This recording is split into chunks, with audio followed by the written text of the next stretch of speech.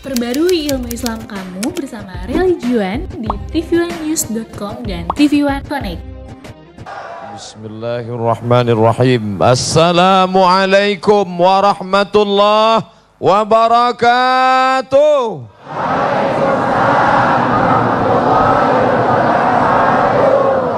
Terdengar ucapan sambutan salam orang-orang yang ikhlas. Tidak ada balasan untuk pemberian nikmat terbesar selain daripada ucapan Alhamdulillahi Rabbil Alamin. Berselawat kepada Rasulullah sallallahu alaihi wasallam dengan mengucapkan Allahumma salli ala sayyidina Muhammad wa ala ali sayyidina Muhammad. Kata ikhlas tidak asing lagi di telinga kita. Ada Masjid Al-Ikhlas, betul? Di samping Masjid Al-Ikhlas ada Jalan Ikhlas. Kebetulan pas anaknya lahir dekat masjid. Siapa nama anaknya? Muhammad Mukhlis. Nama sifatnya ikhlas. Orang yang punya sifat itu disebut mukhlis. Jamaknya mukhlisin, mukhlisun, orang-orang yang ikhlas. Tapi ketika orang Islam ditanya, kamu sholat di mana? Masjid Ikhlas. Nama kamu siapa? Mukhlis. Artinya apa? Nggak usah tanya-tanya, dari dulu memang udah gitu. Ini mesti dijelaskan. Rata-rata hampir semua, kebanyakan huruf Arab kalimat katanya diambil dari 3 huruf. Menulis kataba, duduk jalasa. Sedangkan ikhlas diambil dari 3 huruf. Kha, la, sa. Ikhlas. Apa dia? Bisa lihatlah dalam Al-Quran. Allah SWT bercerita tentang air susu kambing, air susu onta, air susu sapi. Dikatakan dia putih, bersih, tidak bercampur dengan apapun. Padahal prosesnya di dalam membaini farthin, di antara kotoran, wadamin, darah. Di bawahnya ada kotoran, warnanya hitam. Di atasnya ada darah, warnanya merah. Tapi dia bisa keluar warnanya khalisan, berwarna putih murni, tidak bercampur dengan apa-apa. Maka dari ayat ini dapat kita pahami makna ikhlas adalah murni, tidak terkontaminasi dengan apapun. Begitulah ikhlasnya kita kepada Allah hari ini, tidak bercampur dengan apapun. Kita datang ke majelis ini murni karena Allah subhanahu wa ta'ala. Allahu Akbar. Enggak Pak Ustadz, kami datang mau update status. Enggak Pak Ustadz, kami datang cuman mau ketemuan, mau memperlihatkan bahwa kami punya gelang baru. Tidak. Itu semua akan kita hilangkan. Sebagaimana susu kambing yang putih bersih, sebagaimana susu onta yang putih bersih, tidak terkontaminasi dengan darah. Andai dia terkena darah, merah warnanya. Andai dia terkena kotoran, hitam warnanya. Tapi Allah bersihkan dia. Membaini farsi wadamin. Di antara darah dan kotoran itu ada makhluk yang putih bersih. Itulah dia kita minum. Khalisan, sairan, diminum murni, bersih. Bagi siapa? Orang-orang yang meminumnya. Andai ada susu kambing bercampur darah, ada bapak ibu yang mau minum? Tidak. Andai ada susu kambing yang bercampur kotoran, gratis, mau minum? Tidak. Kita manusia tidak mau menerima yang terkontaminasi. Maka Allah tidak mau menerima amal kita yang dirusak oleh perbuatan yang tidak mencari ridho Allah subhanahu wa ta'ala. Mudah-mudahan langkah tapak kaki kita, semua yang datang dari rumah tadi, semuanya ikhlas karena Allah subhanahu wa ta'ala. Makanya kita beramal. Ustadz Somad, kami nggak ikhlas karena Ustadz hanya ke depan saja. Sekali-sekali ke dalam dong. Oke. Saya tahu semua ini adalah bapak-bapak, ibu-ibu yang ikhlas. Semuanya ikhlas karena Allah, betul?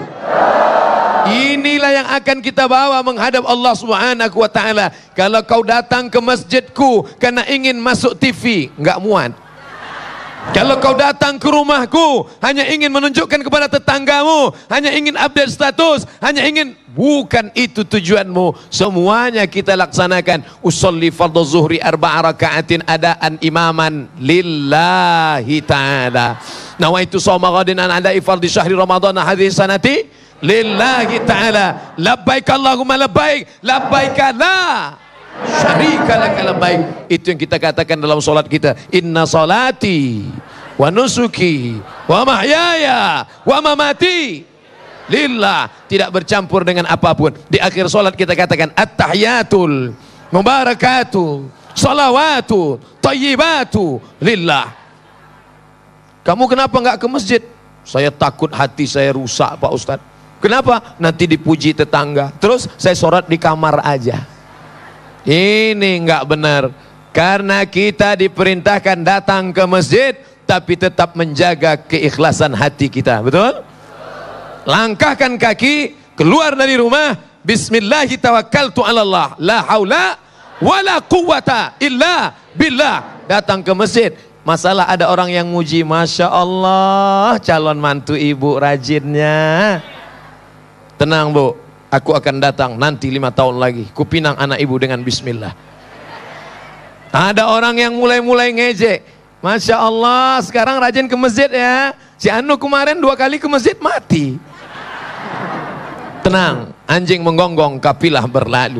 Karena kita beramal bukan karena pujian orang. Kalau beramal karena komen orang, maka engkau tidak akan beramal ketika tidak ada yang memuji.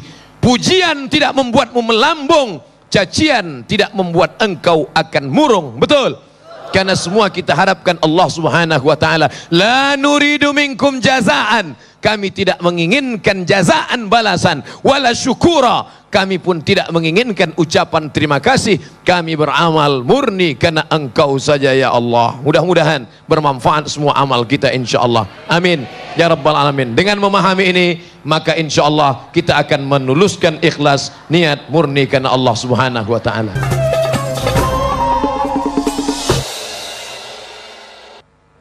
Ternyata ngelihat orang ikhlas itu hati tenang ya.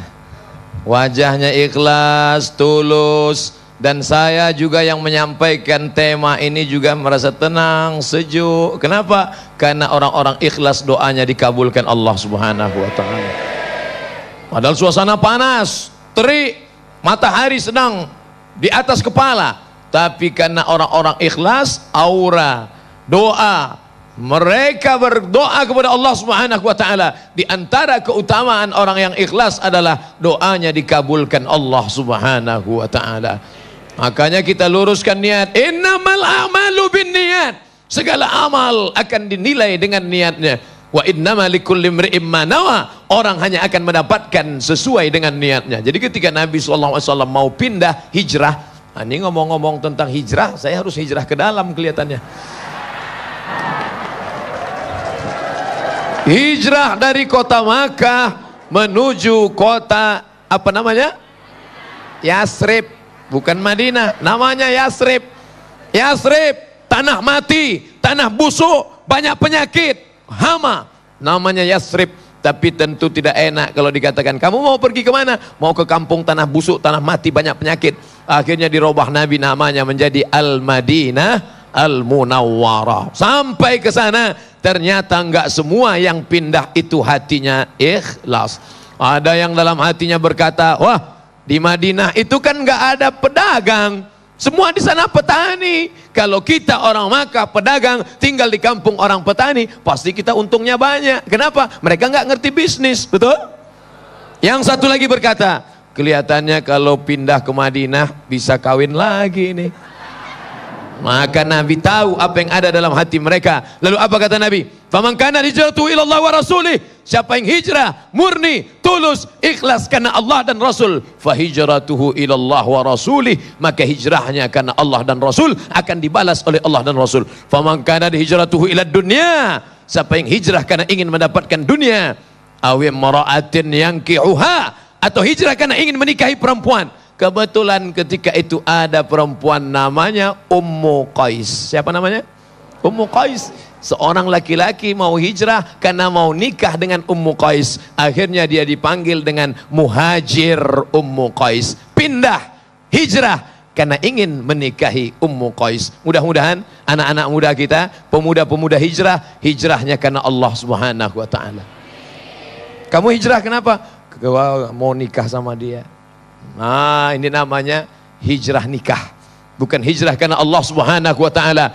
Apa kelebihan orang yang ikhlas karena Allah? Maka dijanjikan Allah, setan, iblis ngaku, la atiyannahum min baini aydihim, aku akan goda mereka dari depan, wa min khalfihim, dari belakang, wa an aymanihim, dari kanan, wa an syama'ilihim, dari kiri, fala tajidu aktsarahum syakirin, tidak akan kau dapati mereka bersyukur. Kita digoda setan semua.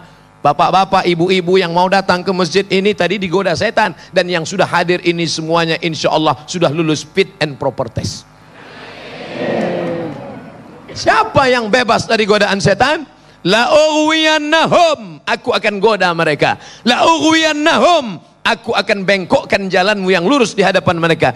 Illa, kecuali ibadaka, hambamu, minhumul mukhlasin, kecuali hambamu yang ikhlas karena Allah Subhanahu wa ta'ala. Maka yang dalam hatinya masih ada berkata-kata, dalam hatinya masih ada tercampur-campur, terkontaminasi dengan niat macam-macam, mari kita tuluskan niat karena Allah. Itulah mengapa para alim ulama, para kiai, para ustadz kita berkata, sebelum ngaji, sebelum pengajian, sebelum tabligh akbar, Bapak Ibu hadirin hadirat, mari kita tajdid niat, mari kita bersihkan hati, tulus karena Allah Subhanahu wa ta'ala. Apakah perlu dilafazkan di mulut? Terserah. Aku ngaji karena Allah, terserah. Atau di dalam hati saja, diam. Atau mulutnya bergerak, kita enggak dengar.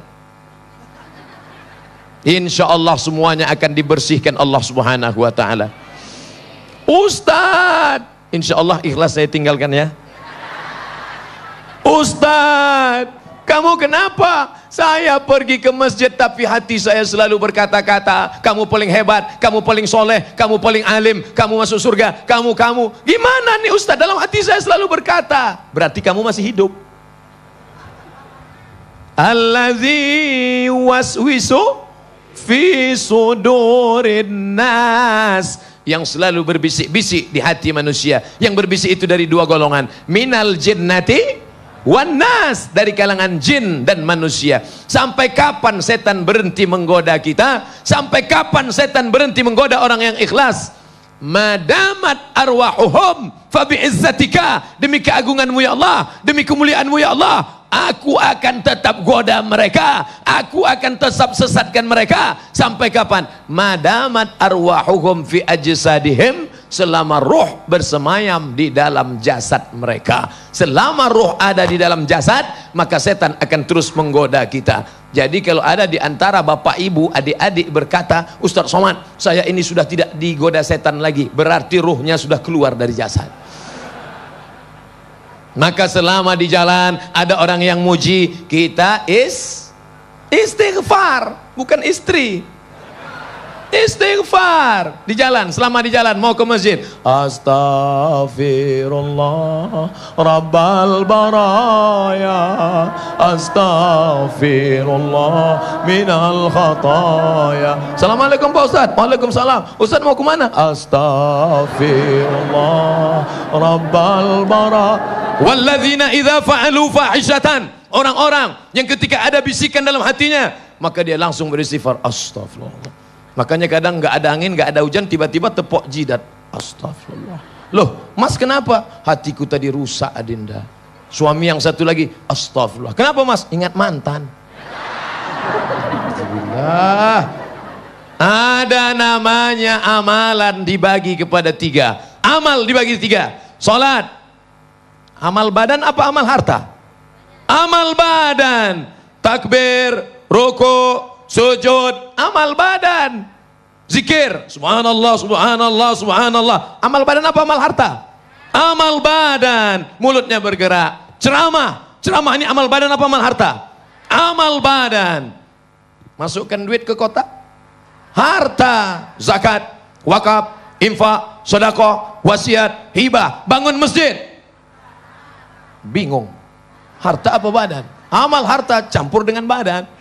Yang ikut gotong royong, ngecor, yang ikut bangun masjid, amal. Tapi ada amal hati, apa dia? Ikhlas. Orang yang ikhlas, badannya tidak beramal, uangnya tidak keluar, dia diam aja. Kamu sedang apa? Amal ikhlas. Jadi kalau begitu amal itu terbagi berapa? 3. Ada amal badan, ada amal harta, ada amal hati, hati senantiasa ikhlas, dan Allah Ta'ala akan memandang hati. Innallaha la yanzuru ila ajsamikum, Allah tidak melihat badan kamu, yang gemuk, yang kurus sama dalam pandangan Allah. Makanya saya pede aja.